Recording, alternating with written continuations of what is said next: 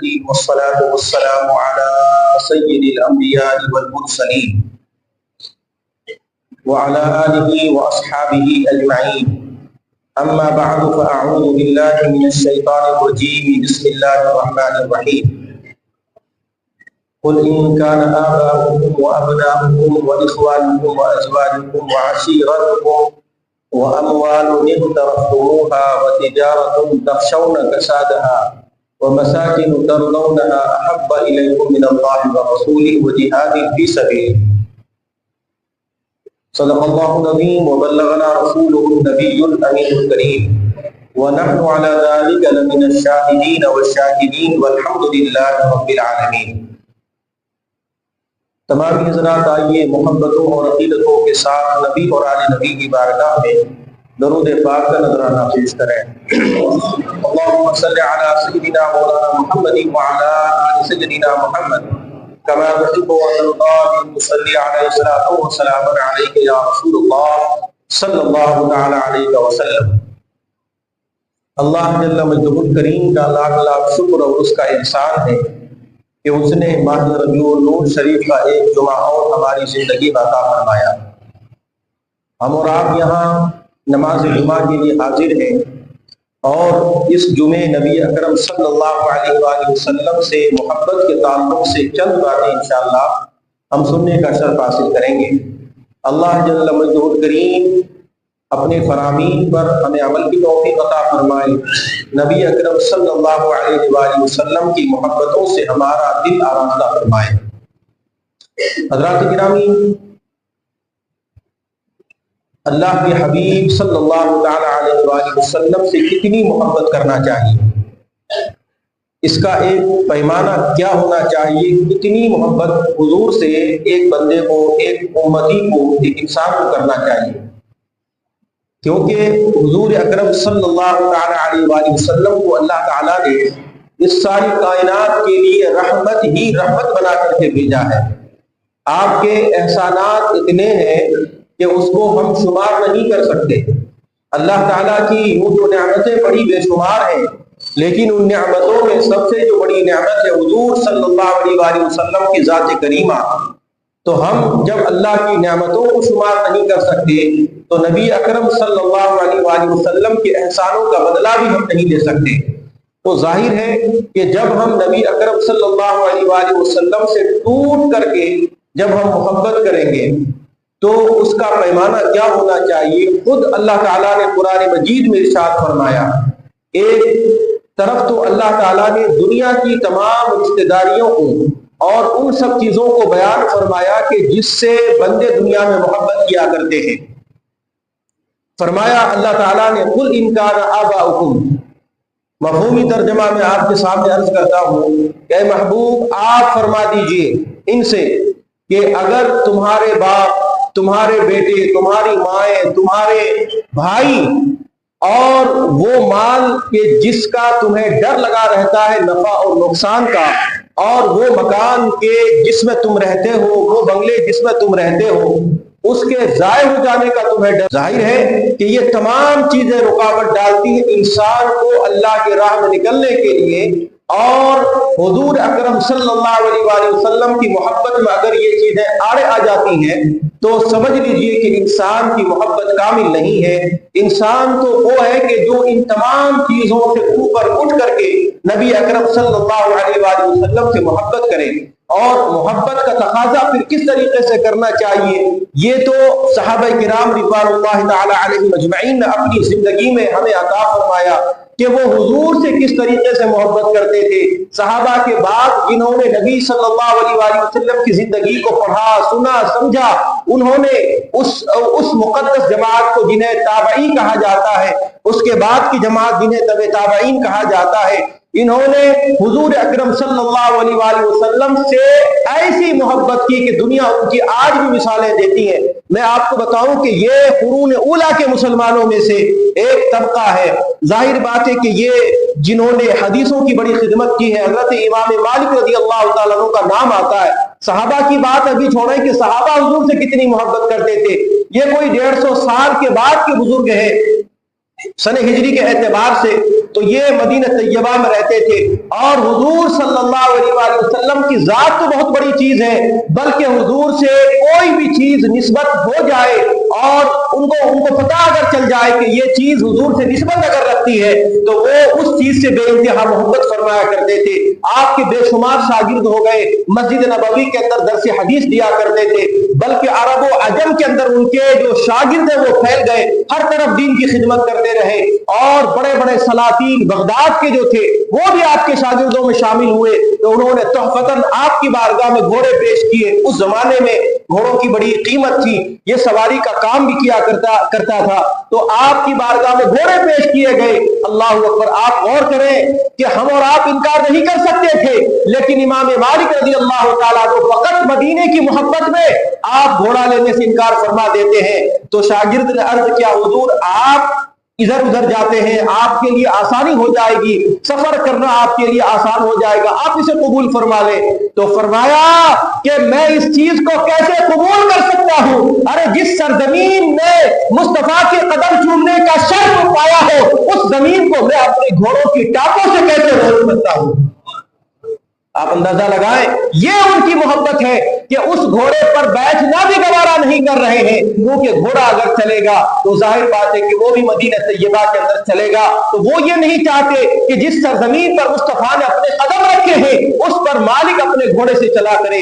अल्लाह अकबर। ये हमारे बुजुर्गों ने बताया है, जबकि ये कोई जिंदगी के अंदर लाजिम और फर्ज और जरूरी नहीं था, लेकिन ये मदीनतुर रसूल का अदब था।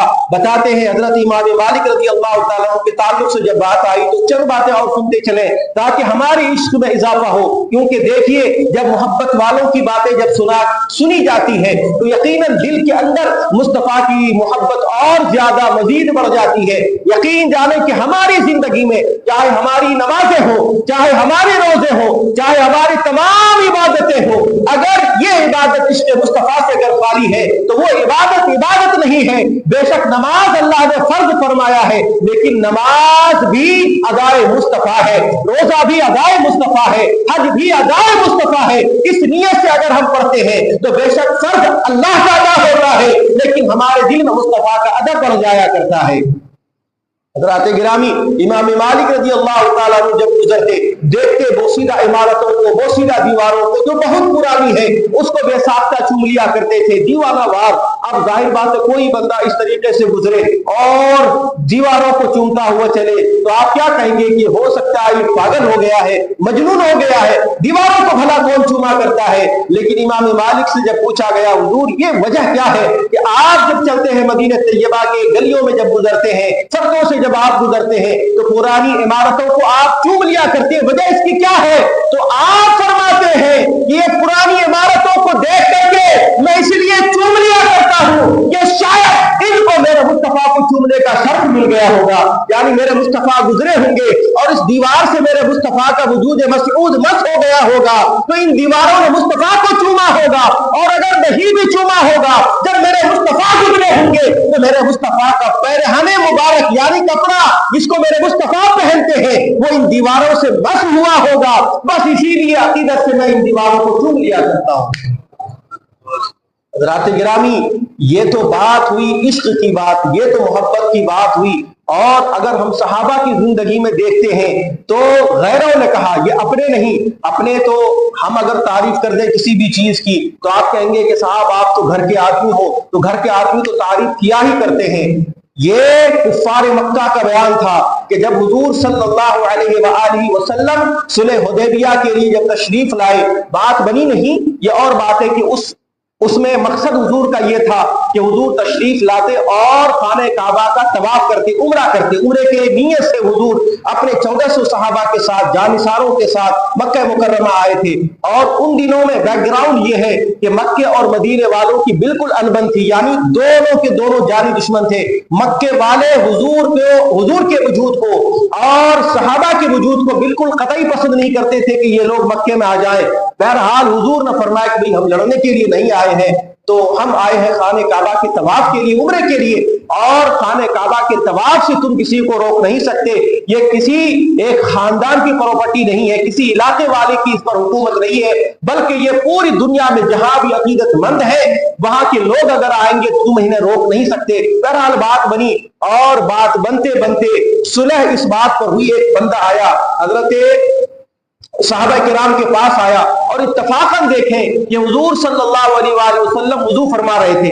جب حضور وضو فرما رہے تھے وہ بندہ آیا صلح کی بات کرنے کے لیے۔ کون؟ کفار مکہ کی طرف سے۔ کفار مکہ نے اپنا نمائندہ بنا کر اس کو بھیجا تھا حضور کی بارگاہ میں کہ جاؤ تم بات کرو، صلح کی بات کرو، کوئی راستہ بیچ کا نکل آئے، یہ خون خرابہ بھی نہیں ہو، بات بھی بن جائے۔ بہرحال حضور تو پہلے سے تیار تھے، حضور تو چاہتے یہی تھے کہ کوئی ایسا راستہ نکلے۔ لڑائیاں بہت ہو گئی، جنگ بہت ہو گئی، کیونکہ لڑائیوں سے کوئی راستہ نہیں نکلتا ہے بلکہ دونوں طرف کا نقصان ہوتا ہے۔ تو اب جیسے ہی کفار مکہ کا نمائندہ حضور کی بارگاہ میں آتا ہے، اتفاقاً وہ تھا وضو کا وقت، اور صحابہ کرام حضور کو وضو فرما رہے، وضو کے لیے پانی پیش کر رہے تھے۔ حضور ہاتھ دھو رہے ہیں لیکن پانی نیچے نہیں گر رہا ہے، حضور چہرے دھو رہے ہیں لیکن پانی نیچے نہیں گر رہا ہے، حضور کلا کر رہے ہیں لیکن پانی نیچے نہیں گر رہا ہے۔ وہ کافر دیکھ رہا ہے کھڑا کھڑا، کفار مکہ کا نمائندہ ہے، وہ اتنا متاثر ہوا، وہ پلٹ کر کے واپس جاتا ہے اور کہتا ہے کہ اے لوگوں تم نے کس سے جنگ مول لے لیا ہے؟ میں نے آج تک بڑے بڑے سلاطین کو دیکھا ہے، میں قیصر و کسریٰ کی بارگاہ تک گیا ہوں، لیکن جو میں نے ادب محمد کے غلاموں کا، محمد کا کرتے ہوئے دیکھا ہے وہ میں نے کبھی نہیں دیکھا ہے۔ قسم خدا کی وہ تھوک بھی اگر دیکھتے ہیں تو صحابہ ان کا آگے بڑھ کر کے اپنے ہتھیلیوں پر لے کر کے اس کو اپنے چہرے پر رکھ لیا کرتے ہیں۔ ان کو چھوڑ دو ان کی حالت پر، اللہ اگر ان کو غالب کر دے گا، ان کو اگر بڑا بنا دے گا، یہ اس کی بات ہے کہ اللہ اگر ان کو غالب کر دے گا تب بھی ہماری ہی عزت ہے، کیونکہ محمد رسول اللہ کی ولادت بھی ہمارے شہر میں ہوئی ہے۔ حضرات گرامی یہ غیر کہہ رہے ہیں کہ یہ جو ادب کر رہے ہیں یہ صحابہ کی بات ہے کہ میں نے ایسا ادب کرتے ہوئے دنیا کے بڑے بڑے سلاطین کی بارگاہ میں گیا، وہاں میں نے ایسا ادب کرتے ہوئے نہیں دیکھا۔ حضرات گرامی یہ تو ادب کا مقام آتا ہے، اور اب یہ تو ذات کی بات ہے کہ ذات کا کتنا ادب کرنا چاہیے۔ ہمارے علماء فرماتے ہیں بعد کے ایک فارسی کا ایک شعر ہے، بڑا مشہور شعر ہے اور بارہا آپ نے سنا ہوگا، فرماتے ہیں غالباً حضرت جامی کا شعر ہے یا شعر غالباً حضرت جامی کا یا کسی بزرگ کا شعر ہے، بہرحال فرماتے ہیں کہ ہزار بار بشویم دہن سے مشک و گلاب۔ کتنی پیاری بات کہہ رہے ہیں، کہتے ہیں کہ میں اگر اپنے منہ کو ہزار بار بھی اگر مشک اور گلاب سے دھوؤں، یعنی اس مراد یہ ہے کہ گلاب جل جو اپنے یہاں استعمال کرتے ہیں تو خوشبو کے لیے استعمال کیا جاتا ہے، آپ نے دیکھا ہوگا۔ بہرحال بزرگوں کے آستانوں پر جب کل کی فاتحہ ہوتی ہے تو کیوڑے اور مشک وغیرہ گلاب ملا کر کے اس سے خوشبو پھیلائی جاتی ہے۔ بہرحال لیکن شاعر کہتے ہیں، عشق میں ڈوب کر کے کہتے ہیں کہ ہزار بار بشویم دہن سے مشک و گلاب، کہ میں اگر اپنے منہ کو ہزار بار بھی مشک اور گلاب سے دھو لوں، یا رسول اللہ ہنوز نام کو گفتن کمانے بے ادبی، اس کے باوجود بھی میں آپ کا نام مبارک اپنی زبان سے لینا بھی ادبی سمجھتا ہوں۔ یہ اب آ گئی نام کی بات کہ نام کا کتنا ادب کیا کرتے تھے۔ ہم نے دیکھا کہ سلاطین میں محمود غزنوی کا نام آتا ہے، اب ان کے جو خادم تھے، غلام تھے، ایاز تھے، ایک دن ان کے بیٹے کو پکار کر کے کہا کہ ایاز کے بیٹے ادھر آؤ، ایاز کے بیٹے ادھر آؤ۔ ایاز بڑے پریشان ہو گئے کہ آج بادشاہ نے آج میرے بیٹے کا نام کیوں نہیں لیا؟ تو بادشاہ سے عرض کرتے حضور آج کیا بات ہے، آج میرے بیٹے سے کوئی ناراضگی ہو گئی، ہمیشہ اس کا نام آپ لے کر کے اس کو پکارتے تھے، آج ایاز کا بیٹا کہہ کر کے پکار رہے ہیں۔ تو اب سلطان کی بات سنو، وہ بادشاہ وقت ہے جہاں آج ہوتا یہ ہے کہ آج تھوڑی سی اگر مالداری ہمارے اندر آ جاتی ہے، تھوڑا سا علم اگر دنیاوی ہم اگر حاصل کر لیتے ہیں تو اپنے آپ کو دنیا کا سب سے بڑا عقل مند انسان سمجھنے لگ جاتے ہیں، اور دوسرے انسانوں کو کیڑے مکوڑوں سے کم تر نہیں سمجھتے۔ ہم عشق کی بات تو چھوڑو، وہ لوگ نماز میں مسجدوں کا راستہ تک بھول جاتے ہیں۔ ظاہر بات ہے کہ بڑے پڑھے لکھے لوگ آپ کو مسجدوں میں نہیں ملیں گے. کیوں؟ وجہ کیا ہے؟ وجہ یہ ہے کہ وہ سمجھتے کہ ارے نماز کی کیا ضرورت ہے، یہ روزوں کی کیا ضرورت ہے، مسجدوں میں جانا کیا ضروری ہے. ارے بھائی تو پھر مر جاؤ تو قبرستان کیوں جانا ضروری ہے؟ کہیں اور چلے جاؤ. پھر تمہیں اپنا الگ ٹھکانہ چننا چاہیے. یہ ایصال ثواب کے لیے بھی کوئی مجلس ہے تم انتخاب مت کروانا. وصیت کر دینا کہ میں مر جاؤں تو میرے سیم کی فاتحہ نہ پڑھی جائے بلا وجہ فضول کی یہ سب باتیں. تو بہرحال عرض کرنا یہ ہے کہ انسان پڑھا لکھا اسی وقت کہلائے گا جب وہ علم اس کو نماز کی طرف لے جائے گی، جب وہ علم اس کو رسول کے عشق کی طرف لے جائے گی. کسی نے ایک بڑی پیاری بات کہی تھی کہ دیکھو جب ہم جاہل تھے، جب کچھ نہیں جانتے تھے تو مسجد میں آتے تو سنت پڑھتے تھے پہلے، ہے نا، سنت پڑھتے تھے پہلے، اس کے بعد جتنی بھی نفل نمازیں ہیں وہ پڑھا کرتے تھے. یہ علم کی بات ہے، وہ پڑھتے تھے پابندی کے ساتھ میں. یہ بزرگ فرماتے ہیں پھر اس کے بعد بندے کا کچھ علم اور بیدار ہوا، کچھ پڑھا جب اس نے تو اس نے کہا یار کہ یہ تو غیر موقدہ ہے، یہ نفل ہے، یہ فلاں ہے، یہ تو اتنا پڑھنا ضروری نہیں ہے. تو اب اس نے کیا کیا کہ اس نے سنت غیر موقدہ کو ترک کرنا اور نفل کو ترک کرنا چھوڑ دیا، یعنی اس کو ادا کرنا چھوڑ دیا. اب نفل نہیں پڑھ رہا بندہ، نہ سنت غیر موقدہ پڑھ رہا ہے. پھر اور کچھ علم آیا اس کو تو اس نے کہا یار کہ یہ سنتیں کیوں پڑھی جاتی ہیں؟ اللہ نے تو صرف فرض فرمائی ہیں، تو فرض پڑھو اور نکلو. اب آپ جائیں نا جا کر کے دیکھیں، آپ نے دیکھا ہوگا تو اب لوگ یہاں بھی نقل کرنے لگ گئے کہ ارے یار مکے میں تو بس جاتے ہیں تو وہاں تو لوگ 4 رکعت نماز مشکل سے پڑھتے ہیں، اور وہ بس آئے اور یہ کھٹاکٹ پڑی اور یہ روانہ ہو گئے. کہ بھیا ہم تو کہتے ہیں کہ ایسا علم اللہ تعالیٰ نہ دے جو اللہ تعالیٰ اپنی بندگی سے کروا دے. ایسا علم کس کام کا جو آپ کی نماز مکمل نہ کرنے دے، جو آپ کو عشق نبی صلی اللہ علیہ وسلم سے دور کر دے. ہم کہتے ہیں ایسا علم تو بہتر ہے جاہل رہنے سے. جاہل بندہ رہے لیکن نمازیں پوری پڑھے، جاہل بندہ رہے لیکن عشق مصطفیٰ صلی اللہ علیہ وسلم کے پیرائے میں رہے. تو عرض کرنا یہ ہے کہ محمود غزنوی نے جب یہ بات پوچھی ایاز نے تو محمود غزنوی نے کہا کہ دراصل بات یہ ہے کہ میں تیرے بیٹے سے کوئی ناراض نہیں ہوں. ناراض بھی کیوں رہوں گا؟ یہ بچہ اسے کیوں ناراض رہنے لگ گیا؟ تو حضور پھر نام کیوں نہیں لیا کہ دراصل تیرے بیٹے کا جو نام ہے نا وہ میرے آقا کریم علیہ السلام کے نام پر ہے. سمجھ رہے بات کو؟ اس وقت بھی نام نہیں لیا، میرے آقا کے نام پر ہے، یعنی محمد نام ہے. اب یہ میں بتا رہا ہوں، یہ واقعتاً میں بیان کر رہا ہوں کہ تیرے بیٹے کا نام میرے آقا کے نام پر ہے. تو میں ابھی بے وضو تھا، اسی لیے میں نے اپنی زبان سے آقا کا نام لینا پسند نہیں کیا. آپ بتائیں نا کہ کیسے ہمارے بزرگ تھے تو جنہوں نے ادب کیا، جنہوں نے عشق کیا پیارے آقا سے، تو اللہ تعالیٰ نے انہیں سلطان بنا دیا زمین کا، انہیں بادشاہی اللہ نے عطا فرمائی. اور آج ہم کیا کر رہے؟ نبی کے نام پہ بھانگڑے ڈال رہے ہیں. ہوتا ہے نا بھائی، یہ کون سا عشق ہے بھائی؟ کہ نبی کا جیسے ہی کوئی نعت پڑھنے لگ گئے آپ بس ہاتھ اٹھ گئے، آپ کے بھانگڑا ڈالنے لگ گئے.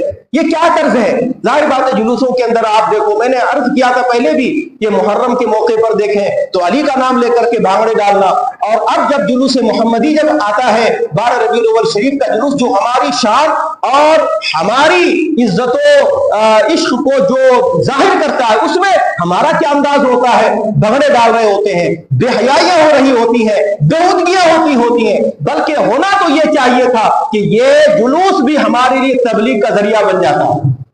کیا ہے یہ بڑی بات ہے کہ تبلیغ کا ذریعہ بنتا. اب یہ آپ کیا کہیں گے کہ تبلیغ کا مطلب یہی ہوتا ہے نا کہ ہم کسی کو دین کی تبلیغ دیں؟ نہیں، یہ کہنا نہیں ہوتا ہے، بلکہ ہمیں آقا علیہ السلام کے غلاموں جیسا حلیہ بنا کر کے، غلاموں جیسا انداز بنا کر کے، صحابہ کی غلامی اپنے ذہن میں یاد رکھ کر کے جب ہم جلوس میں گزریں گے تو قسم خدا کی جو قوم آج ہماری مخالف ہے وہ کہنے پر مجبور ہو جائے گی کہ جب غلاموں کا یہ عالم ہے تو آقا کا عالم کیا ہوگا. ہے نا، یہ جو ہمارا جو چہرہ ہوتا ہے نا، چہرہ جو دیکھنے دکھانے کا ہوتا ہے، یہ سب سے بڑا مبلغ ہے. یہی تبلیغ ہمارے لیے کرتا ہے کہ آج ہم کتنے باہر سچے ہیں، آج ہم کتنے کردار والے ہیں، آج ہمارا عمل کیسا ہے. اگر ہم باہر عمل والے ہیں تو یقین جانے کہ اس سے بڑا مبلغ اور کوئی ہو ہی نہیں سکتا ہے کہ آپ کسی کو کہو کہ آ جاؤ حضور کے زندگی کی طرف، آ جاؤ دین کی طرف، آ جاؤ. نہیں، بلکہ الحمدللہ اگر ہمارا کردار درست ہو جائے تو پھر ہمیں تبلیغ کی یوں چل کر کے کرنے کی ضرورت نہیں ہے. بلکہ دیکھا یہ گیا تھا قرون اولیٰ کے اندر، میں نے یہ ایک بار ایک مثال تمثیلاً بھی یہ بات پیش کی تھی کہ جب فتح بیت المقدس ہو رہا تھا، بیت المقدس جب فتح ہو رہا تھا تو اس وقت بھی غیروں نے بازار سجا دیے تھے. اب عریانیت تھی بازار کے اندر، فحاشی تھی بازار کے اندر، اور اس کے اندر تمام طرح کی چیزیں موجود تھیں، اجازت تھی، فل اجازت تھی کہ آپ جو چاہو وہ لے سکتے ہو، کوئی آپ کو منع کرنے والا نہیں ہے. میں ادب کی زبان استعمال کر رہا ہوں، آپ سمجھتے چلے جائیں. جتنی بے حیائی ہو سکتی ہے وہ ساری کی ساری مسلمانوں کے لیے اس کے لیے اجازت تھی. وہ جانتے تھے کہ یہ مسلمان اگر بے حیائی کے اندر پڑ گیا تو ان کا بیڑا غرق ہو جائے گا. اب بڑے پریشان ہوئے کہ یار یہ صرف شرط لگائی ہے کہ بازار سے گزر جاؤ، لگتا ہے کوئی نہ کوئی معاملہ ضرور ہوگا، ہو سکتا ہے کہ دشمن چھپا رکھا ہوگا، ہو سکتا ہے چھپ کر کے کوئی حملہ کرنے والے ہوں گے. ایک جاسوس کو حضرت سعد بن ابی وقاص یا خالد بن ولید جو اس فوج کے جرنیل تھے انہوں نے بھیجا جاسوسی کرنے کے لیے کہ معاملہ دیکھ کر کے آؤ تو کیا ہے. تو دیکھ کر کے پلٹ کر کے آئے کہ صاحب یہ تو حملہ کرنے سے بھی بڑا معاملہ ہے. کیا ہے بتاؤ؟ کہا کہ یہ معاملہ یہ ہے کہ اپنی بچیوں کو نیم برہنہ کر کے انہوں نے بازاروں میں بٹھا دیا ہے، شراب ہے، کباب ہے، تمام طرح کی آزادی ہے کہ بس مسلمانوں کی فوج یہاں سے گزر جائے تو اگر یہ جس چیز کو بھی چاہیں گے ان کو دے دیا جائے گا. اب اگر کہیں ایسے وقت کے اندر اگر ہمارے فوجیوں کے اندر اگر کوئی اضطرابی کیفیت اگر پیدا ہو جاتی ہے تو پھر یقیناً یہاں سے پسپائی ممکن ہے، آگے فتح و کامرانی کے منازل ہم طے نہیں کر سکتے. حضرت عمر کو خط لکھا گیا تو حضرت عمر رضی اللہ تعالیٰ عنہ نے فرمایا تمہیں ڈرنے کی کیا ضرورت ہے، قرآن پاک کا منشور ہمارے سامنے ہے، نبی رحمت کا فرمان ہمارے سامنے ہے کہ اے مومنو جب تم راستے میں چلو اپنی نگاہیں نیچی کرو، ادھر ادھر نہ دیکھو، ادھر ادھر نہ دیکھو. یہ دیکھو یہ پیغام صرف ان کے لیے نہیں تھا، یہ قیامت تک کے لیے آنے والے مومن کے لیے ہے کہ تم راستے میں اگر چلو تو ادھر ادھر نہ دیکھو بلکہ اپنی نگاہیں جھکا کر کے چلو. یہ میرے مصطفیٰ کا انداز ہے، یہ میرے مصطفیٰ کا طریقہ ہے. صحابہ کرام نے پریکٹیکل اس کو کر کے دکھایا. اللہ اکبر. اب جیسے ہی حضرت عمر کا یہ فرمان آیا حضرت خالد بن ولید یا حضرت سعد بن ابی وقاص کی بارگاہ میں تو آپ فوراً وہ خط پڑھنے کے بعد اپنے غلاموں کو حکم دیتے ہیں کہ اس بازار سے تم گزر جاؤ لیکن خبردار تمہاری نگاہیں تمہارے قدموں سے ادھر ادھر نہیں ہونی چاہیے. اللہ اکبر. سپاہی ماننے والے تھے. آج کی طرح تھوڑی کہ آج اگر ظاہر بات ہے کہ آج اگر میں کوئی بات کہوں تو ابھی 10 لوگ بھی مسجد کے باہر جا کر کے مخالفت کریں گے اور 10 جا کر کے ابھی ہوٹل پہ جا کر کے مخالفت کریں گے، 10 جا کر کے کسی چوراہے پر مخالفت کریں گے. آج اسی لیے تو ہمارا شیرازہ بکھرا ہوا ہے کہ آج ہم ایک پلیٹ فارم پر جمع نہیں ہوتے ہیں. احتجاج کرنے گئے ڈنڈا کھا کر کے واپس آئے. یہی تو طریقہ ہے آج ہمارا کہ آج جو حالات پیدا ہوئے تو ہم احتجاج بھی صحیح سے نہیں کر پاتے ہیں، ہمیں بات کیسے منوانی وہ بھی طریقہ نہیں ہے. آج جو ہمارے بڑے ہیں کہ نہیں صبح ابھی تو چلو تم لوگ جاؤ گھر صبح بات کریں. ابھی کیا صبح کو بات کریں گے؟ جو بات کرنا ہوگا ابھی کریں گے، جو معاملہ ہوگا ابھی طے کریں گے. یہ سب ٹالنے والی باتیں، حکومت کی چاپلوسی کرنے والی باتیں یہاں نہیں چلتی. جب بات آ جاتی ہے قوم کی رہبری کے لیے تو اس وقت ہر قربانی کے لیے بندے کو تیار رہنا پڑتا ہے. سمجھ رہے بات کو؟ جہاں پر بات آتی ہے قوم کے لیے تو وہاں پر ہر قربانی کے لیے تیار رہنا پڑتا ہے. آپ یہ نہ ڈرے کہ کل کو ہمیں جیل میں ڈال دیا جائے گا، ہمارا مال برباد ہو جائے گا. نہیں ڈرنا ہے ان سب چیزوں سے. اگر ڈر گئے تو پھر سمجھ لو کہ تمہیں کامیابی ملنا ہی نہیں ہے. پھر گھر میں بیٹھے رہو، آگے آنے کی ضرورت بھی نہیں ہے، گھر میں بیٹھے رہو. پھر اب یہ دیکھیں وہ کون تھے؟ وہ بات ماننے والے تھے. بات مانا کیسے؟ ہزاروں کی تعداد ہے. کیا مجال ہے کہ کوئی بھی بندہ نگاہ ادھر ادھر کر لے؟ سب نے اپنی نگاہیں اپنے قدموں پہ جھکائی اور روانہ ہو گئے. پورا بازار پر کر لیا، نکل گئے باہر. اللہ اکبر. دیکھا پورا منظر بدلا ہوا ہے. جنہیں برہنہ بٹھایا گیا تھا، جن کی عزتوں کو آج نیلام کرنے کے لیے داؤ لگا دیا گیا تھا، انہوں نے کہا او فرشتہ سفید انسانوں، ہماری خوبصورتی کو دیکھنے کے لیے زمانہ ترستا ہے لیکن تم نے ہماری طرف نگاہ اٹھا کر کے بھی نہیں دیکھا. آخر تم کس مخلوق، تم کس زمین کی مخلوق ہو یا آسمان کی مخلوق ہو؟ تم ہو کہاں کی مخلوق جو تم نے ہماری طرف نگاہ اٹھا کر کے نہیں دیکھا؟ کہنے والے نے کہا کہ جس نے جمال مصطفیٰ دیکھا ہے وہ کسی اور کو کیا دیکھ سکتا ہے؟ جمال مصطفیٰ جس کی نگاہوں میں بسا ہو وہ کسی کو نہیں دیکھ سکتا. اللہ اکبر. جو ابھی تھوڑی دیر پہلے بے ایمان تھے عزتیں جن کی داؤ لگی ہوئی تھی، انہوں نے کہا کہ ایسے پاک باز فرشتے خود اپنا ایمان بھی بچاتے ہیں، اپنا کردار بھی بچاتے ہیں اور دوسروں کی عزتوں کی حفاظت کرنے والے بھی ہیں. ایک ہمارے بھائی تھے جنہوں نے لیکن ایک تم ہو، غیر ہو کر کے بھی تم نے ہماری عزتوں کی حفاظت کی ہے۔ اے جانے والوں، جانا بعد میں، اپنے نبی کا کلمہ پہلے پڑھا دو جانا۔ آپ بتائیں کیسے تبلیغ کیا تھا انہوں نے؟ کیا کہا تھا کلمہ پڑھ لو؟ نہیں، اپنا کردار دکھایا تھا۔ تو کردار ہمارا سب سے بڑا مبلغ ہے۔ اپنے کردار کو سنواریں، اپنے کردار کو آراستہ کریں۔ جھوٹ کی عادت ہے، سچ کی عادت ڈالیں۔ بے نمازی اگر ہے، ذہن بنائیں نماز پڑھنے کی، ایک وقت 2 وقت شروع تو کریں آپ یار۔ عید میلاد النبی کا صدقہ کم سے کم آپ آئیں تو صحیح، آگے شروع کریں آپ۔ برائیوں کی طرف دھوکہ، کاروباری جو مسائل ہیں آپ کے، سود کا کاروبار آج اپنے معاشرے کے اندر بہت زیادہ 20% پتہ نہیں کتنے گھر ہیں جو برباد ہو رہے ہیں۔ جوئے کا کاروبار ہے، سٹے کا کاروبار ہے، اور اس کے علاوہ ایک بری لت جو ہمارے معاشرے کے اندر ہے وہ کیا ہے؟ وہ ہے نشے کا کاروبار۔ جو طرح کی برائیاں جو آج نشے کی ہیں، ان سب سے بھی اپنے معاشرے کو پاک کرنا ہے۔ انشاءاللہ پاک کریں گے انشاءاللہ، ہے نا؟ اللہ تعالی ہمیں عمل کی توفیق عطا فرمائے، اور نبی اکرم صلی اللہ علیہ وآلہ وسلم کے میلاد کے صدقے اللہ تعالی ہمیں بزرگوں جیسا عشق یا بزرگوں کے عشق کی خیرات ہمیں عطا فرمائے۔ استغفر اللہ ربی من کل ذنب واتوب الیہ، وآخر دعوانا الحمد للہ رب العالمین۔ کھڑے ہو جائیں تمام۔